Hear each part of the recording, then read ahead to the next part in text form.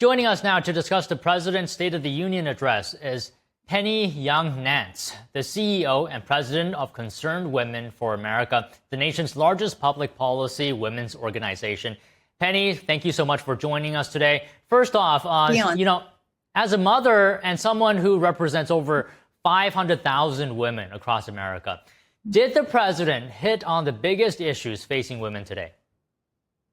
He absolutely did. Anytime that there's a poll of the concerns of women, of American women, crime is always at the top 5.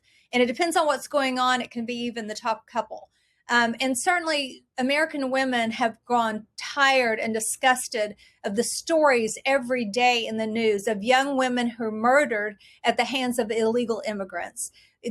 Laken Riley's named, and Jocelyn Ungary, and other names that have become household names because of the horrible way that their lives ended. We're tired of that. We're sick of it. And we're very grateful that President Trump is taking things in hand. And we've seen crime plummet as this is played out in cities across the world and across the country. In any time in our nation, about 2% of American citizens or Americans are harmed by 2% of our population.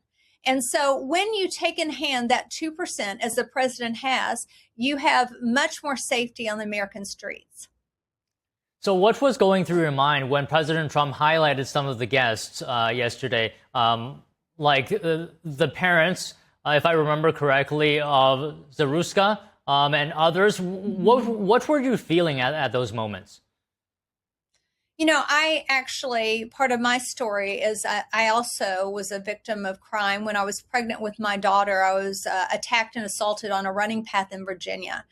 And any woman who's experienced that or knows someone, you feel so strongly for those parents. I was on another network and they were talking about, some of the hard stories of people that have been scooped up as ICE has tried to rid our streets of criminals. And, it's messy.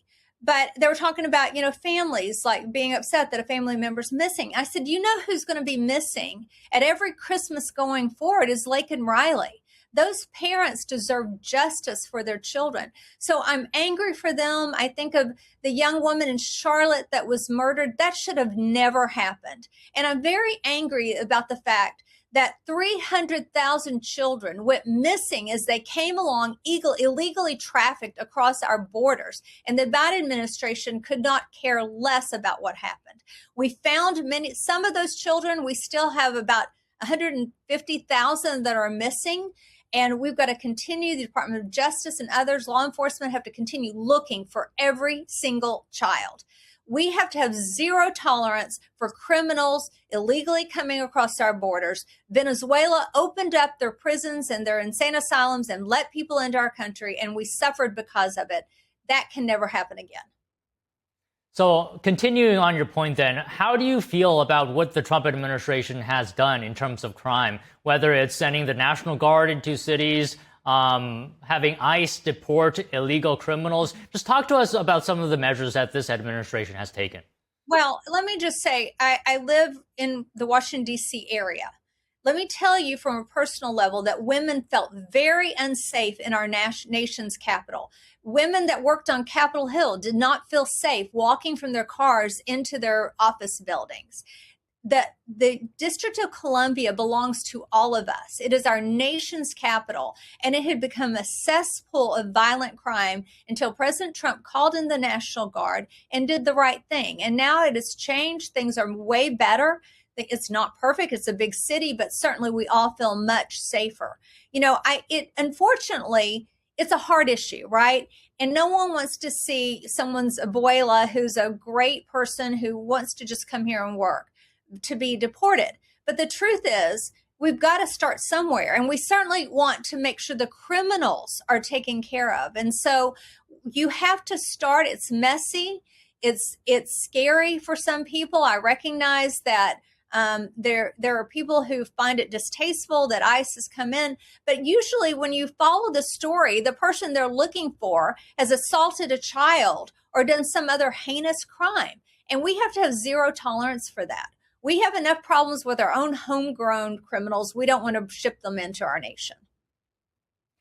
What were your thoughts when President Trump highlighted or brought attention to Erica Kirk, whose husband was assassinated? You know, these things are also affecting women in this way. I mean, she was devastated that the father of two children, her husband, was assassinated in that event. So what were your thoughts when President Trump highlighted Erica Kirk? Well, political violence is a real issue. I mean, I've had different times had to have armed security with me.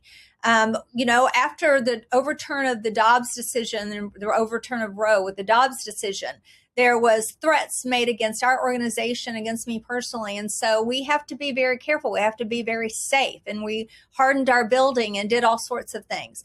We have to have zero tolerance for political violence. And it starts with the leaders that are using, horrible language, alarmist language, and ramping up people on their side to think that somehow this father of two children, that this, young man was a threat to them. He was a threat to their ideology. He wasn't a threat to their personal safety in any way. And so they made it seem like it was something different. And of course, someone who was, already on the edge, who was in a romantic relationship with a person who was trans, somehow decided that he was going to be the purveyor of justice. And now Erica Kirk has to raise her children alone. And let me just add one other thing. I am disgusted by the way people have treated her.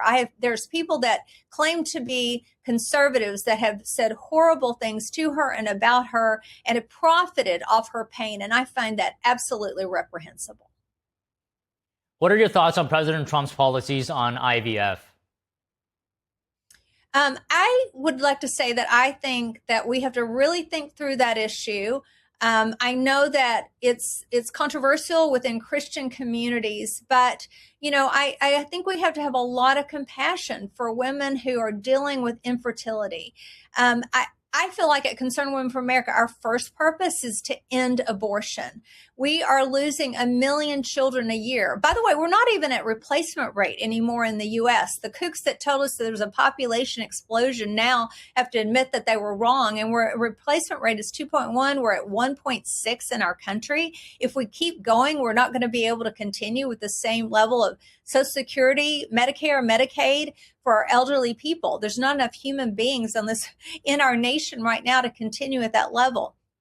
Besides, you have many young people that are missing out on the joy and the completion that parenthood gives you. So we're working to end abortion, to protect human life, to protect it from conception to natural death, and to have compassion for women who feel like they're in this moment, they don't know what to do. We're working on a piece of legislation called pregnancy.gov that puts all the options. Often women don't even know all the options that are open to them. And they have to go to many, many websites to find out right now. But, we have right now in this country $1 trillion in social services, things like healthcare, things like housing and educational grants and foster care and adoption services and many, many other opportunities for women that support them in an unplanned pregnancy. So we're trying to get that all in one place under HHS, constantly updated and available by your zip code so that you can know what's in your area. So if a woman is facing an unplanned pregnancy,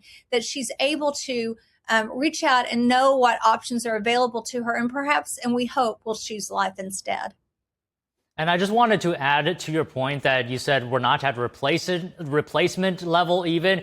This is on top of the fentanyl crisis where tens of thousands of Americans are being killed every year. So we're not at replacement level and tens of thousands of people are dying. So this is worth something for lawmakers to think about. And then add to that 1 million of, and I guess that would go into that same number, but we are losing 1 million babies a year in abortion. And so we need to have a culture of life in our country where we respect the dignity of every human being, that they were created in God's image, ordained for this earth, and to deserve respect from conception to natural death. Our elderly and our young, people who have abilities, specific issues with abilities, all of them are precious in the sight of God and are part of our human family. At the very least, we need to respect them. But you asked about IVF. We need to respect the fact that we have women that are struggling. I do hope that we don't forget about adoption.